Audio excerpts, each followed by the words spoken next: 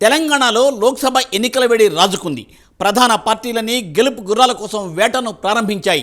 సమీక్షా సమావేశాలతో అగ్రనేతలు బిజీగా ఉంటున్నారు. ఈ క్రమంలో భారతీయ జనతా పార్టీ సైతం అభ్యర్థుల ఎంపికపై దృష్టిని సారించింది.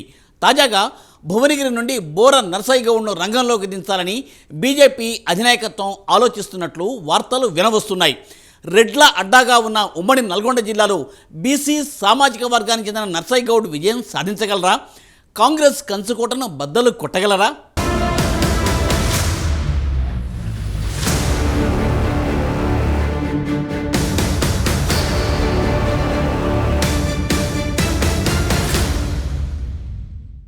గత అసెంబ్లీ ఎన్నికల్లోనే తెలంగాణలో బీజేపీ బీసీ సీఎం నినాదం ఎత్తుకుంది. అయినా ఆశించినంతగా బీసీల నుంచి స్పందన రాలేదు.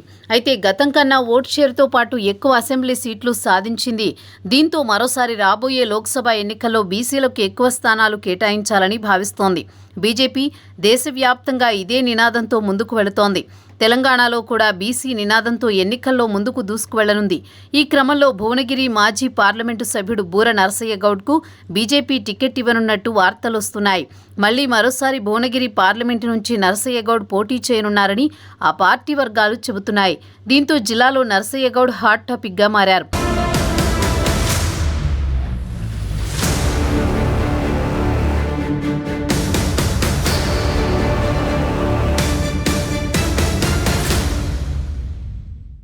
గౌడ సామాజిక వర్గానికి చెందిన బూర నర్సయ్య గౌడ్ గతంలో 2014 ఎన్నికల్లో ఇదే భువనగిరి లోక్సభ స్థానం నుంచి నాటి టీఆర్ఎస్ పార్టీ తరపున విజయం సాధించారు.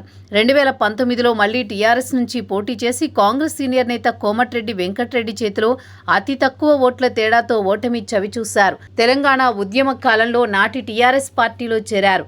ప్రత్యేక రాష్ట్ర ఉద్యమంలో పాల్గొని కీలక పాత్ర పోషించారు. స్వతహాగా డాక్టర్ అవడంతో సామాన్య జనాలతో బాగా పరిచయాలు ఉన్నాయి.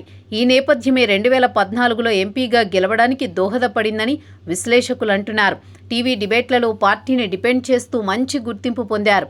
ఇటీవల జరిగిన తెలంగాణ అసెంబ్లీ ఎన్నికల సమయంలో బీఆర్ఎస్ పార్టీని వీడి బీజేపీలో చేరారు.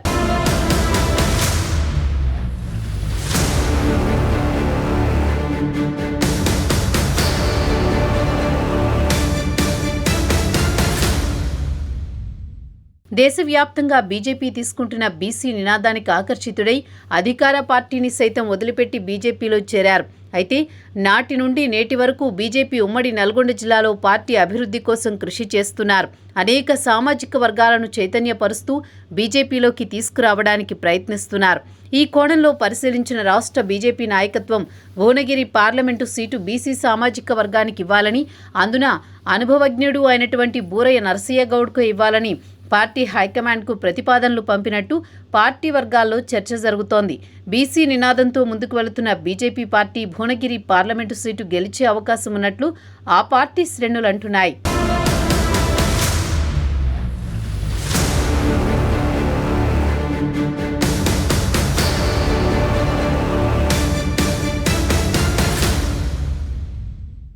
గత అసెంబ్లీ ఎన్నికల్లో భువనగిరి పార్లమెంటు పరిధిలోని 7 శాసనసభ స్థానాల్లో 6 స్థానాల్లో కాంగ్రెస్ పార్టీ విజయం సాధించింది.